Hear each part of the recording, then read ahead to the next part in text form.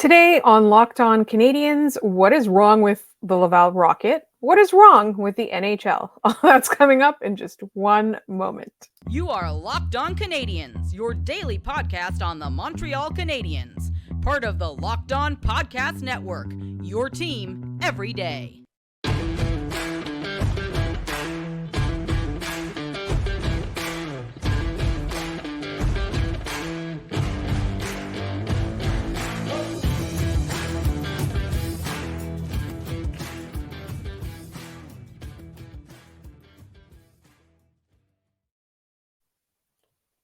Welcome to episode 946, everybody. And today's episode is brought to you by FanDuel. Make every moment more. Right now, new customers get $150 in bonus bets with any winning $5 moneyline bet. That is $150 if your team wins. Visit fanduel.com/lockedon to get started. My name is Laura Saba, also known as the Active Stick, and I'm joined, as always, by Scott Batla. And we were asking ourselves so many questions today. We do want to celebrate some positives about the Laval Rocket, but we're asking ourselves, what is wrong with everyone, Scott? We don't have a podcast long enough to actually delve into that, nor am I licensed to tell people what is wrong with everybody. I know what's wrong with me is that I'm perpetually tired and anxious. So that's not new, but everybody else, can we do a 6-hour podcast and we might be able to get half of it covered at this point? All right, let's first start with recapping that Laval Rocket game that we just watched.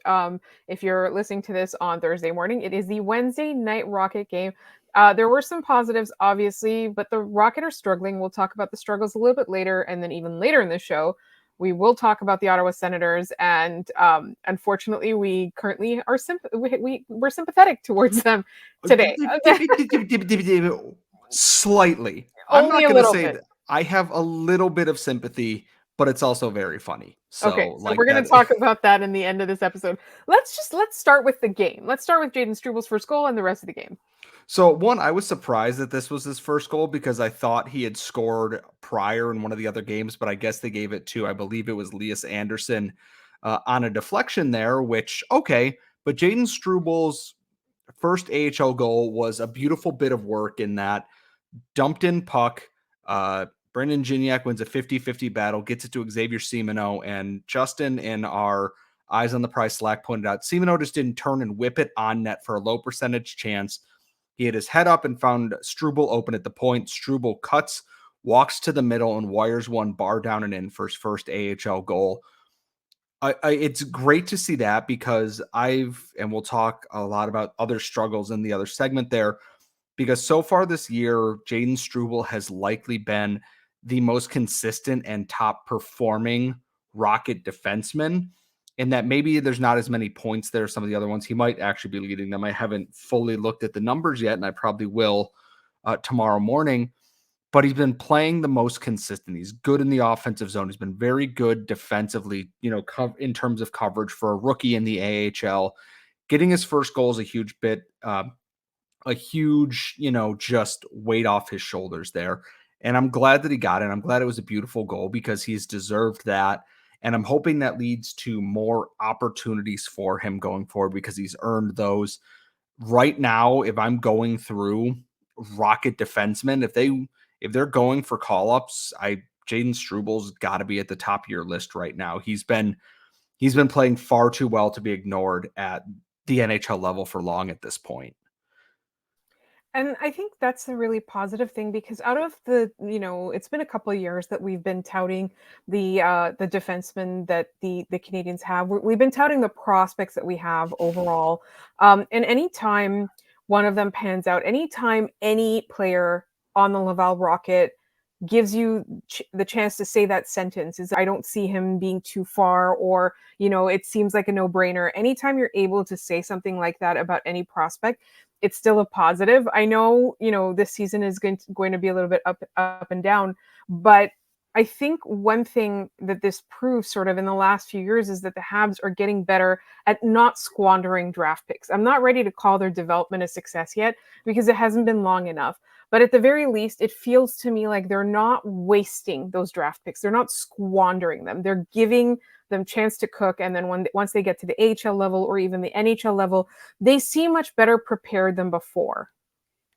Yes, and part of that is that the coach is giving them opportunities to succeed and work through rough patches. Sometimes it feels a little bit selective. Matthias Norlinder got benched a lot last year for mistakes that I'm seeing certain prospects make this year, and I don't know if I consider that growth or if it's just an unbalanced thing. I think it is good that they are giving them the opportunity to play through and grow through these things. But there are times that it's like you do have to win some games. You are 1-6-1, and that is a problem. And the success stories are starting to become more and more. We're seeing good things out of guys like Jayden Struble. Joshua Waugh is AHL Rookie of the Month for October. He had 12 points in their first 7 games, I believe. Well, they've played 8 in October now, but through 7 games, he had 12 points. I don't think he registered a point tonight. In that we're seeing more that we've seen it with guys like Raphael Harvey-Pinard and Jake Evans, and we've seen it with Xavier Simoneau. We're seeing it with Joshua Waugh. Hopefully, I know Lias Andersson is not really a prospect in every sense, but if he can grow at 24 years old or however old he is, that is a good thing. That is a system that is creating good opportunities. Caden Primo is a very good AHL goalie, and he looked a little bit better this season than he has in years past in that game against the Devils, and we're hoping he takes that next step. And they've already improved other guys. I'm watching Matthias Norlinder play this year. I'm watching Logan Mailloux play this year.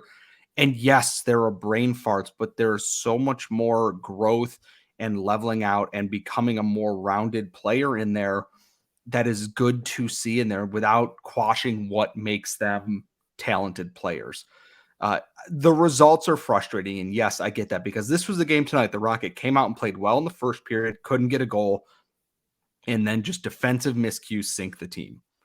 They feel like they're a team that needs some bounces, whether it be from vets or other players, but the pieces you want to see playing well are playing well so far. Would like to see more from Riley Kidney, maybe a little bit, maybe some more points for Logan Mailloux. He probably should get some first power play time for the Rocket here and help with that. But overall, the underlying kind of unsexy parts of prospect development are moving forward in the right ways. It's just frustrating that the results aren't here, just like the result tonight.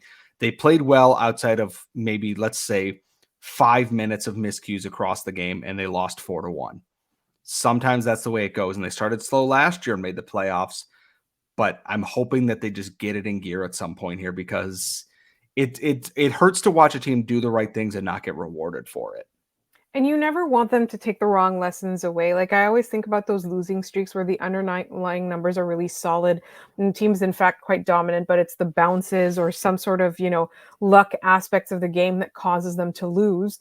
And then the coach just changes the structure and goes back into like kind of a trap, or just something that isn't the aggressive style of play that is allowing them to dominate teams night in and night out. And that's definitely not a lesson you want to learn. And for me, anytime a coach panics and changes something after a slump, even though the underlying, everything is doing okay, to me, that just, it sets people back in their development. I'm not going to say it's like bad coaching or whatever. Like every coach has a different way of dealing with adversity, but it sets people back in their development. Like if you're able to dominate in the underlying numbers, if you're able to take control of the game, if you're the one who is directing more high danger chances at the opponent's net, if you're the one who's keeping the puck away from your zone, all of that stuff, all of those things, they add up. Why would you change it to the kind of strategy or the game or the kind of gameplay that's easy for the other coach to counter, like the opponents to counter? So for me, like that's, I think, the biggest takeaway. And before we move on to our next segment, in which we ask ourselves, like, really, what is the problem here with Laval? Like, why aren't we seeing those results that we want to see? I do want to remind everybody that tomorrow is the mailbag episode, and you can send us mailbag questions to lockedoncanadians@gmail.com. You can also tweet them at LO_Canadians.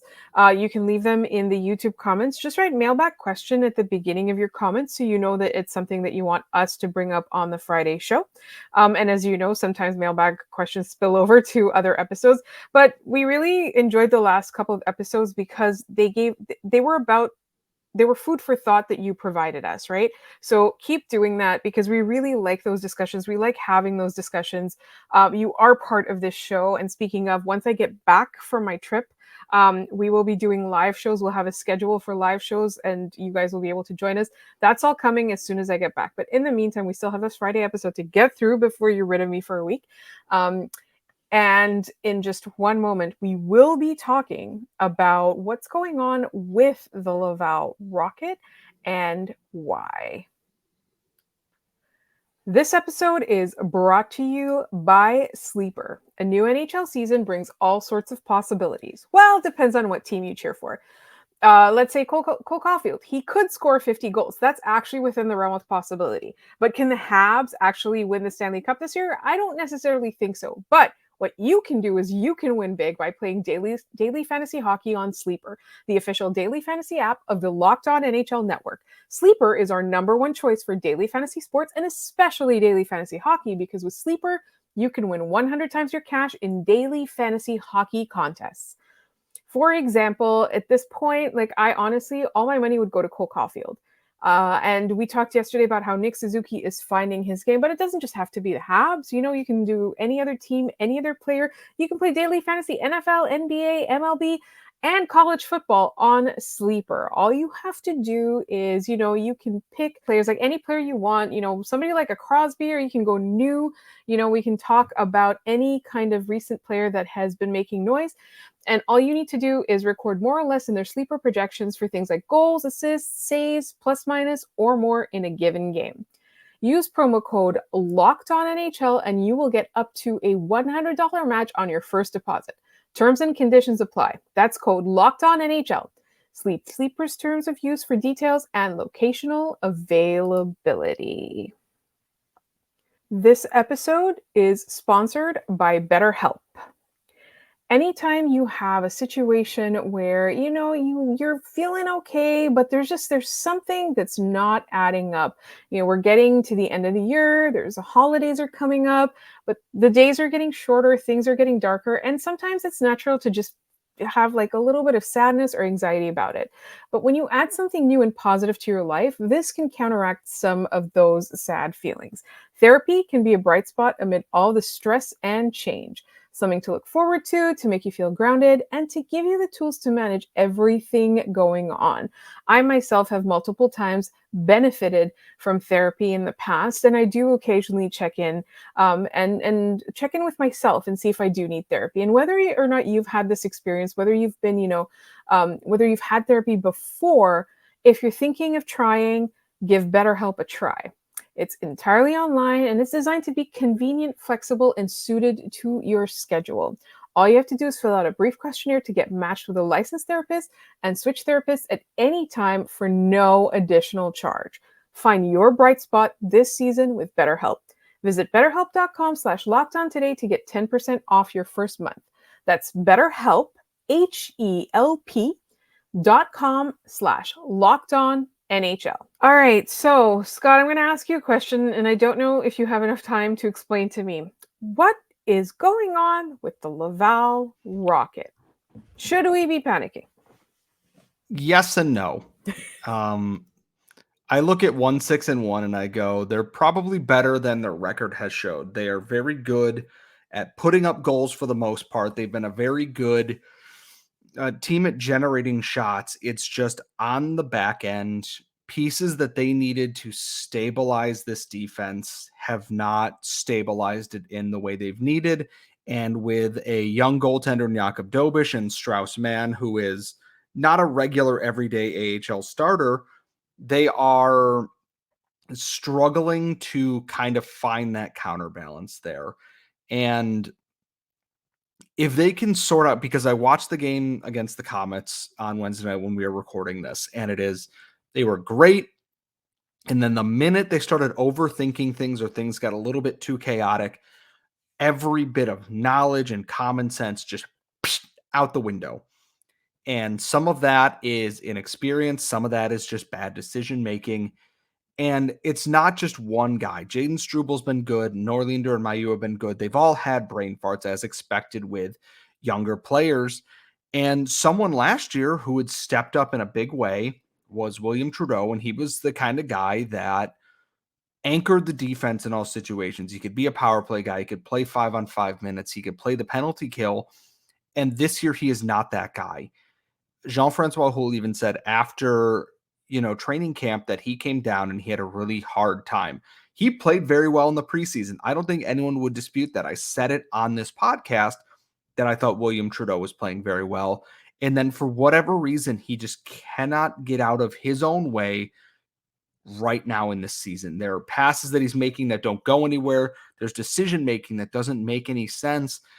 And for whatever reason, he just gets right back out there on power play one in the empty net situations. And I know that they want a guy that they can count on to work through these errors. Sometimes that includes watching a game or two from the press box. The defensive structure, it passes center ice and then just forget about it, which is weird because the penalty kill tonight was fantastic. They were stifling. They didn't give them anything, but you add 5-on-5 and all of a sudden they cannot defend a cycle and they get pressured down there. And eventually a rebound comes in. There's not a defender has left his, area of coverage and Dobich is kind of all alone, can't corral a rebound or something. And it's just error on top of error on top of error there. And it's all things that can be fixed with just some coaching and some time and attention to details. They can generate shots. They can generate chances. They've been a little bit unlucky. They hit a couple of posts tonight. They had a lot of really good scoring opportunities that they got denied on. They're a better team than 1-6-1, but there are issues with it right now. And they had these last year at the start of the year is they can't stop bleeding goals against, but they can kind of score, and they just got to kind of level things out a little bit. I'm a little bit worried about it because there's a lot of young guys and some who haven't quite stepped up as much as we had hoped. And they're obviously missing, their team captain, Gabriel Bork, is out right now. I'm not saying Gustav Lindstrom would help. Yoel Armia would very likely help this team right now too, but it's a difficult situation because they're doing some of the things right, but they are still very clearly lacking the polish they need to become a true playoff contender again.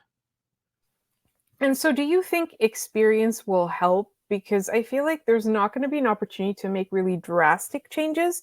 Um, Honestly, like I'm thinking in terms of like personnel, how do you do that? Or like the coaching staff. I don't think there's anything wrong with the coaching staff. I think the coaching staff is great. It's just like, what do you do? Like, do you just have the patience and give them more experience? I'm wondering if they send some of the player development staff down and do almost like a mini camp if they have a lot of time between games. Send Adam Nicholas down there, send Marie-Philippe Poulin, etc., down to work with the AHL team because they sometimes have 3, 4, sometimes 5 days between games here, is use that and kind of tweak things. I know during the offseason, Kelly Buchberger, it was rumored that he kind of wanted to move back, be closer to his family because he's a little bit older there, that would be understandable. But now you are in season. There's not just coaches on trees that are good coaches on trees that aren't employed right now, and it's hard to make changes in the middle of the system, especially if you're going to overhaul whatever that system is. It's all fundamental things. Get back to basics without worrying about trying to be too fancy, basically, is if you can hone in, okay, you're covering this, here's your breakout pass. If that is not there, this is your option. And then if not, then get creative kind of stuff there. Hammer in the basics, because if you can build off of that, you're going to be good. I don't think they're going to fire anybody this year just because it is very hard to replace a full staff midseason and not have a detrimental effect on the development of other players there. I think they'll figure it out. They figured it out last year where they had a very rough October, start of the month, and then put it together, had some losing streaks, but put it together down the stretch to get into the playoffs. My hope is that is what is going to happen again. If they can tighten up a little bit, Jakub Dobich, I thought, looked better tonight, some rebound issues, but if they can give him defensive structure to calm down his movements in net, the team itself is going to succeed because it all starts at the back end. And that's where the issues are. They're creative in the offensive zone, in the neutral zone, and in counterattacking, but covering in the defensive zone is a mess. And that is a thing that needs to be tweaked and changed. Yes, some prospects aren't playing very well. I would currently put William Trudeau in the press box for a game or two and put Nicolas Baudin back in the lineup, someone who played very well for the Rocket last year. I would recommend doing that. I'd give, the reins to Jayden Struble to be that guy right now. Trust Norlinder Mailloux to keep being somehow the steadying presence on this team here. And don't be, you have to make tough choices. And I get it. Nicolas Baudin is not a prospect like William Trudeau is, but you also need to win games to build and breed a good culture on your teams. And that's true at any level. Speaking of good culture on your teams or lack thereof, it's time to talk about the Ottawa Senators. That's coming up in just one moment. When you're drafting your fantasy team, do you ever wish you could do the same thing with your business team? If you're building a roster to win the league, you need Indeed. Indeed is the hiring platform where you can attract, interview, and hire all in one place. Don't spend hours on multiple job sites looking for candidates with the right skills when you can do it all with Indeed. Find top talent fast with Indeed's suite of powerful hiring tools like Indeed Instant Match assessments and virtual interviews. Hate waiting? Indeed's US data shows over 80% of Indeed employers find quality candidates whose resume on Indeed matches their job description the moment they sponsor a job. And I can tell you, as a manager, it is sometimes one of the worst parts of working of your job is trying to hire people. So with Instant Match, you can get, as soon as you sponsor a post, you get a short list of quality candidates whose resumes on Indeed will match your job description, and you can invite them to apply right away. Indeed knows when you're growing your own business, you have to make every dollar count, which is why with Indeed, you only pay for quality applications that match your must-have job requirements. Visit Indeed.com/lockedon to start hiring now. Just go to Indeed.com/lockedon. Indeed.com/lockedon. Terms and conditions apply. Cost per application pricing not available for everyone. Need to hire? You need Indeed. This episode is brought to you by FanDuel. Score early this NFL season with FanDuel, America's #1 sportsbook. Right now, new customers get $150 in bonus bets with any winning $5 moneyline bet. It's $150 if your team wins. And if you've been thinking about joining FanDuel, there is no better time than now to get in on the action. And I got to tell you, I don't really know all that much about football, but one of my favorite types of betting is prop betting. And the NFL is such a great option for that. And the FanDuel app is so easy to use for you. There's a wide range of betting options, including spreads, player props, over-unders, and more. So visit FanDuel.com/lockedon and kick off the NFL season. FanDuel, the official partner of the NFL. And us. Before we get into our Ottawa Senators segment, I do want to remind everybody that tomorrow is our mailbag episode. So please, please, please send us mailbag questions. Email them to us at lockedoncanadians@gmail.com. Leave them in the YouTube comments with mailbag at the beginning. Or you can tweet them at LO_Canadians on Twitter. All right. So, Scott, let's talk real quick about what happened to the Ottawa Senators today on the day that we were recording this. First of all, Pierre Dorion got relieved of his duties. Relieved of his duties. But also, after 2 years of waiting, they were finally informed of the consequences for the Evgeny Dadonov trade that was or wasn't.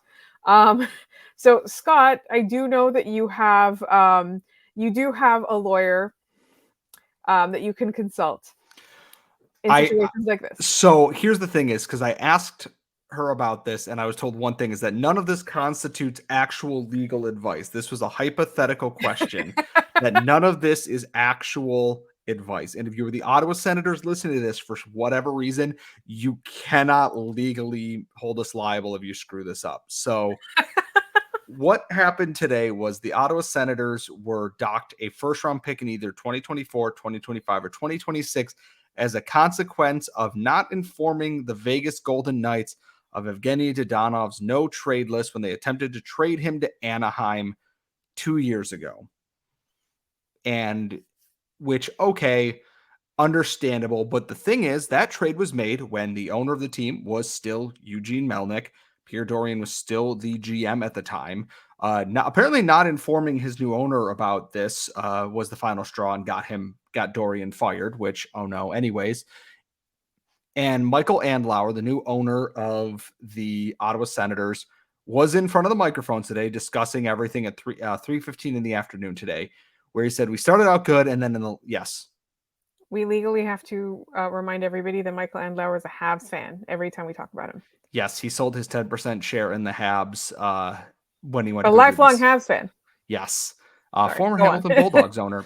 Going on. But so the thing is, he got in front of the media today and said, well, I've had two very, tense, angry phone calls with the NHL this week where Shane Pinto was suspended for 41 games for betting. And I do not understand what is going on because they haven't told us exactly what he did yet. When the NFL has suspended players for gambling, they have said, oh, they were violating this rule, which is this, by doing it in team facilities or something like that, or doing it during games, etc. And okay, we have a clear-cut picture. We don't know what Shane Pinto did. And then the next thing, the NHL on the heels of this immediately goes out and promotes lines and, the money line and over under and everything. And it's like the Sens are sponsored by a betting company on their helmet. It's like, anyways, going off to the side of that. And then he said, I was not informed that either investigation was happening when he took over the team, when he finally purchased the team and went through all of that. Now I asked Carly. He inherited this. Yes, he signed up for this. So I asked Carly about this, that if he were to buy the team, which he did, and he was not informed of these investigations, can he sue the NHL for damages, whatever it may be? And the answer is maybe, because it's the most lawyer speak possible, is that if it was not written in there that, or if it was not legally written into this that, hey, these are things that are happening that we have to tell you about in this contract, that the NHL in selling this team to you will, tell you of anything going on with that is negative in terms of investigations or anything, then yeah, and he was not told or informed of that, okay, yeah, he probably could. However, if it was not in there and it's a moral obligation, as scummy and crappy as it is for them to not do the right thing, he doesn't have a leg to stand on, because it is like, someone put it, is like purchasing a house where you did not do your own inspection. A person selling their home is not legally obligated to tell you that, oh, by the way, if it rains, the basement gets 6 inches of water in there. If I you do guess it not, depends on the jurisdiction you're buying the house in. also, yes, that is also true. But if you do not do your due diligence, if you did not ask if there are any investigations going on, because if they lied to you then and said, no, there are no investigations, then you have every right to probably be upset about It's a this. clearer leg to stand on. Yes, but if there is a moral obligation, the only thing that happens is, well, the NHL looks bad, which has never stopped them from doing anything before, or the previous estate, the Melnick family, or, God forbid, Pierre Dorian, who is your GM, did he not tell you that these things might be happening? And my thought is either Michael Andlauer did not ask about them, or just, did not read close enough that these things were happening. I admittedly did not know there was still going to be an investigation about the whole Dodonov trade, because I thought that was dead and buried right now. Two things can be very true: that the NHL is, maybe being a bit unfair that they're not expanding on why these things are happening right now. And also, it is very funny that it is happening to one of our loudest little brother rivals in the NHL.